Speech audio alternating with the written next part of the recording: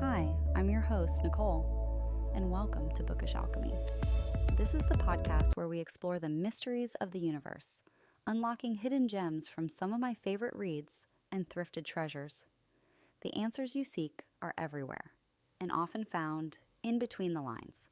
Brought to you by Curious Mind Studios, where curiosity sparks the magic within. I'm your host, Nicole, and today we're diving into Fulcanelli's enigmatic work, The Mystery of the Cathedrals. Now, I didn't thrift this book, but the plethora of books I've thrifted on sacred geometry, energy work, mandalas, and even crop circles is what led me to seek out the English version of Fulcanelli's original 1926 edition of The Mystery of the Cathedrals, pronounced as Le Mystère des Cathedrals.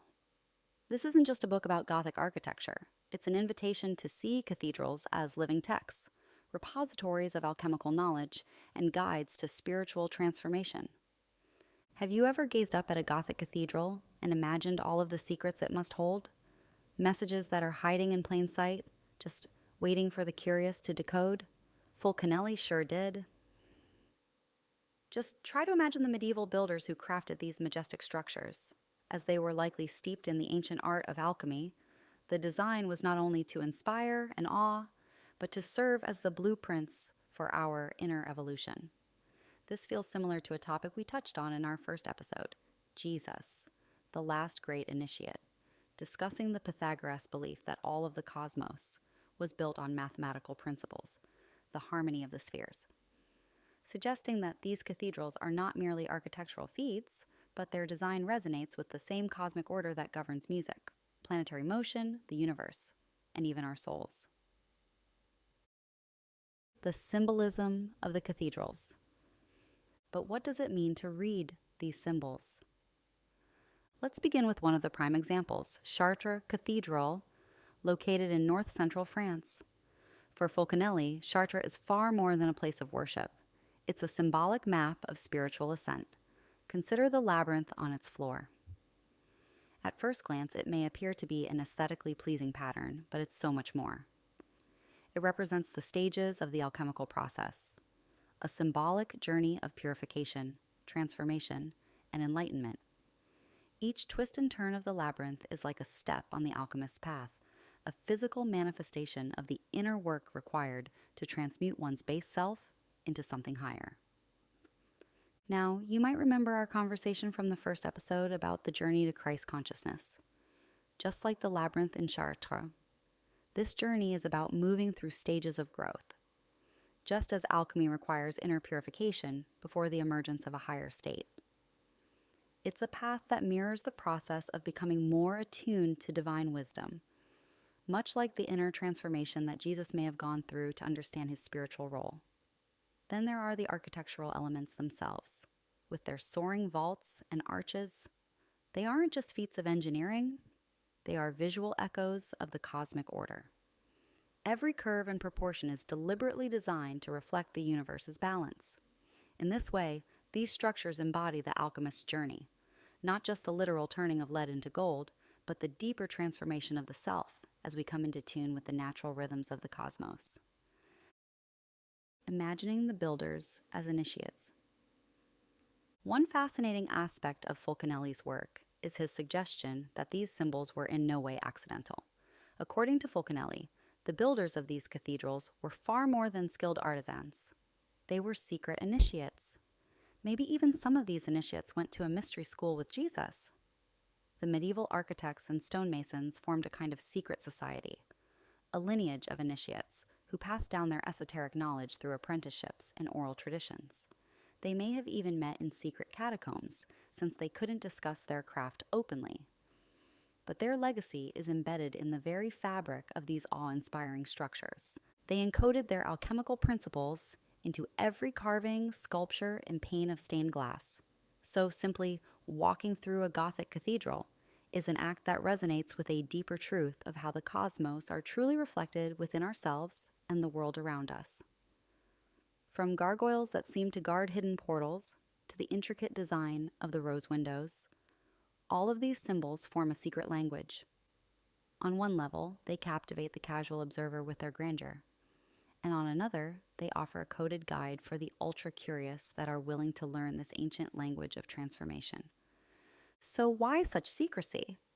In medieval times, openly discussing alchemy was risky business.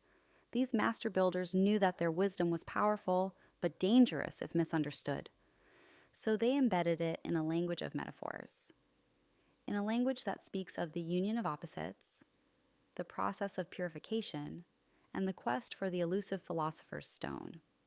And while many think of the philosopher's stone as a material substance, Fulcanelli reminds us that its true meaning lies in the inner transformation, a profound shift in consciousness towards spiritual perfection. The wider symbolism. Across Gothic cathedrals beyond Chartres, Fulcanelli hints that this esoteric language is woven throughout many Gothic cathedrals across Europe. Rheims, Bourges, and even elements of Notre Dame contribute to a vast, interconnected tapestry of symbolic knowledge. Imagine each cathedral as a chapter in a grand, secret epic, each building contributing its unique verse to a dialogue written in stone, a dialogue that spans centuries and cultures. Isn't that just fascinating? Now, how do we begin to decipher these books in stone? The first step is to be a curious observer. Take the time to look and relish in the details of these masterpieces whenever you have the opportunity to. Notice the recurring symbols, the deliberate placement of the labyrinth, the interplay of light and dark through the stained glass, the dualities often portrayed in the sculptures, the creation and destruction, and the union of opposites, themes that are central to alchemy and mirror the constant process of transformation in life. Understand that every single design was a deliberate choice and meant to convey deeper meaning. It's like learning a new language, where the vocabulary consists of alchemical imagery, and the grammar is embedded in the very structure of the building. Remember, too, that the beauty of this journey is in its open-ended nature. There isn't a single, correct interpretation handed down from on high. It's about having a dialogue with the past that enriches our understanding of art, history, and ourselves. These cathedrals are not static monuments. They are living texts that invite us to peel back layer after layer of meaning. They are like an onion, as most mysteries of the occult are, each layer revealing more of the mystery and inviting us to look deeper. As we extend this conversation further, consider the idea that alchemy is not just about turning lead into gold in the literal sense. It's a metaphor for the transformation of the self, a journey toward enlightenment and self-realization. The alchemical process, with its stages often described as nigredo, darkening, albedo, whitening, and rubedo, reddening, mirrors our own internal evolution. Each stage represents a necessary transformation: the breaking down of the old self, the purification of the spirit, and finally, the emergence of a higher, more refined state of being. When you stand before a cathedral like Chartres, you're not merely admiring its physical beauty. You're witnessing a living guide, a map of this alchemical process that reflects the journey of every soul.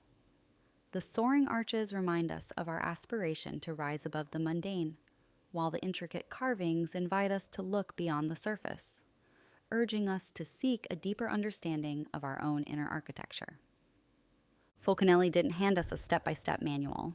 Rather, he offered us a key, a way of looking at the world that invites each of us to explore our own inner landscapes. When you walk through a cathedral, let yourself wonder, what story are these stones trying to tell me? How do these ancient symbols mirror my own journey? It's a process of inquiry, one that is as much about personal transformation as it is about deciphering historical mysteries. Now let's talk about the power of symbolism in everyday life. Imagine applying this alchemical lens not just to cathedrals, but to the world around you. What if every building, every work of art, every natural formation held a secret message, waiting to be deciphered? Fulcanelli's work challenges us to cultivate a sensitivity to these hidden languages, to develop our intuition, and to trust that the world is full of clues if we only take the time to look. In many ways, these cathedrals are like great teacher texts. They don't provide all the answers outright. Instead, they encourage us to engage in an ongoing process of discovery, much like a lifelong apprenticeship in the art of living. The journey of decoding these mysteries is not about finding a one-size-fits-all solution, but about nurturing a mindset that is curious, reflective, and ever open to new insights. Just like discussed in our first episode, the teachings we find in sacred texts and ancient knowledge are not only about external facts, they are a guide for our inner transformation. The same way cathedrals offer spiritual guidance through their symbols, the wisdom Jesus was trying to teach also directs us toward understanding our higher purpose. Both of these offer us a map to follow for our own spiritual journey, showing us how to align with universal truths. As I wrap up this extended deep dive into Fulcanelli's The Mystery of the Cathedrals, I invite you to see the world with fresh eyes. Next time you find yourself before a grand cathedral, a historical monument, or even a quiet corner in nature, search for those hidden patterns and secret codes that are embedded in the fabric of reality. The world is a vast book waiting to be read, and each of us holds the key to unlocking its mysteries. Thank you for joining me on this exploration of the mystery of the cathedrals. If today's episode inspired you, please feel free to share the magic, subscribe, and leave a review to keep the conversation going. Stay curious, and remember, the answers you seek are often found in between the lines. Produced by Curious Mind Studios.